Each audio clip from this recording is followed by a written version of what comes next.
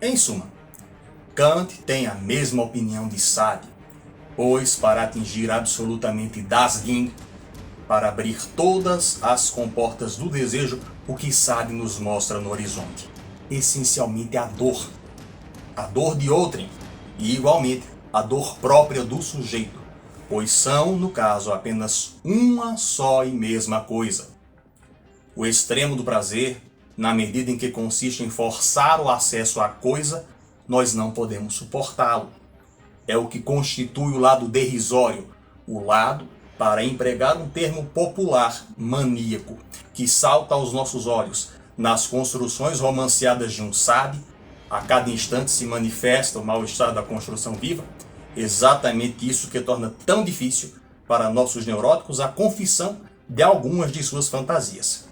As fantasias, com efeito, num certo grau, num certo limite, não suportam a revelação da fala.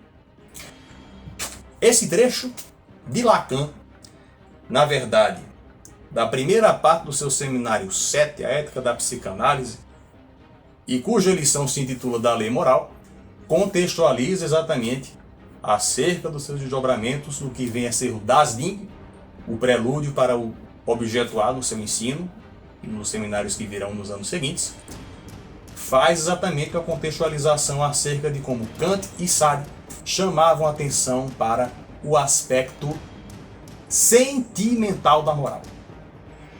Guardadas as devidas proporções, tanto Immanuel Kant quanto Sade pressupõem que a moral passa pelo campo do sentimento. E o que é que isso tem a ver com a temática que é trazida para o vídeo de hoje?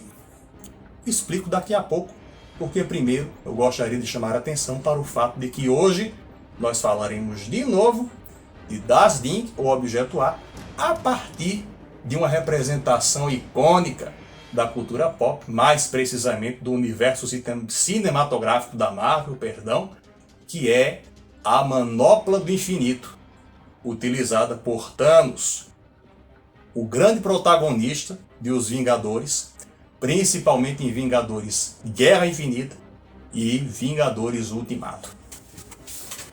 E como já foi dito em um vídeo anterior, vocês podem conferir aqui, acerca da tragédia de Sméagol e Das Ding, logo quando iniciamos a nossa série do inconsciente na arte, a ideia de um objeto capaz de sanar toda angústia, capaz de zerar toda tensão, é sempre algo que mobiliza das mais variadas formas a imaginação humana, a criação literária, e que não somente faz isso, como também testemunha de maneira muito significativa o que acontece quando o sujeito decide se embrenhar de forma ilimitada, de forma muito extrema, nessa busca por um prazer absoluto, e como o próprio Lacan assinala aqui, requer deparar-se com dor em grande quantidade, a do outro e a própria.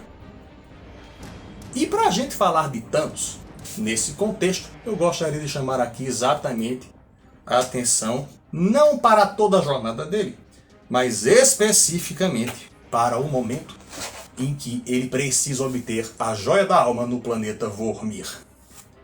Quem acompanhou toda a trajetória dos Vingadores, no filme solo de cada um dos heróis, dos Guardiões da Galáxia e nos filmes anteriores dos Vingadores, percebeu, ainda que nas entrelinhas, que Thanos empreendeu uma jornada insana para conseguir obter as joias do infinito a fim de poder realizar o seu projeto.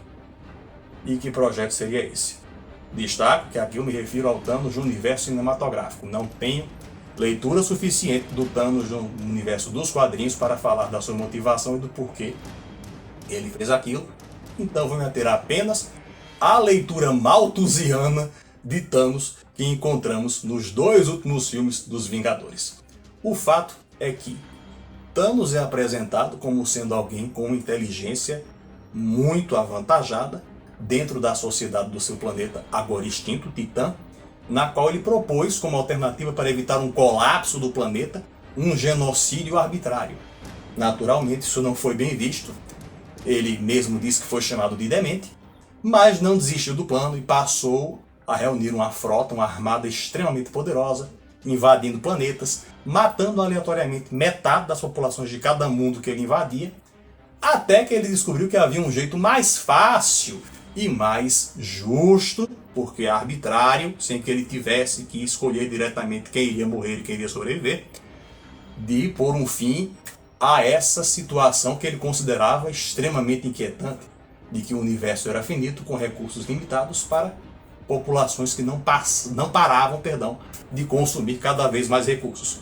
E é exatamente quando ele chega à percepção de que precisa reunir as 6 joias do infinito, artefatos místicos de enorme poder, que surgiram exatamente durante o Big Bang, a criação do universo. Mas que ter essas 6 joias não vai ser uma tarefa muito fácil e que para poder utilizar o poder dessas joias ele vai precisar de um artefato que é exatamente a manopla do infinito. Uma vez feita a manopla, e a que preço ela é feita, à base de muita dor, sofrimento por onde ele passou, ele começa uma jornada para coletar cada uma das joias, espalhando morte e horror por onde passa. E eu quero me deter aqui exatamente no momento em que ele precisa obter a joia da alma em Vormir. Ele descobre que a única pessoa que poderia realmente levá-lo à referida joia era a sua filha adotiva Gamora.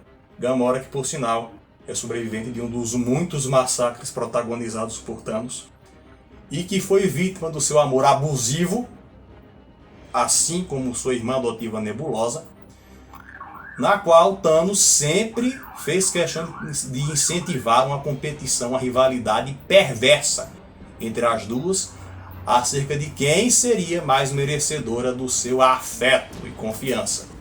E isso, inclusive, aproxima muito Thanos de um personagem de um mito freudiano, constante no ensaio Totem e Tabu, que é o chamado pai da Horda Primeva. Nós ainda traremos mais conteúdos acerca desse ensaio em vídeos posteriores. No sentido de que ele tem todo o poder para deliberar o que pode ser feito e deixar de ser feito. E ao fazer isso, ele descobre que para conseguir obter a joia da alma, ele precisa fazer o impensável.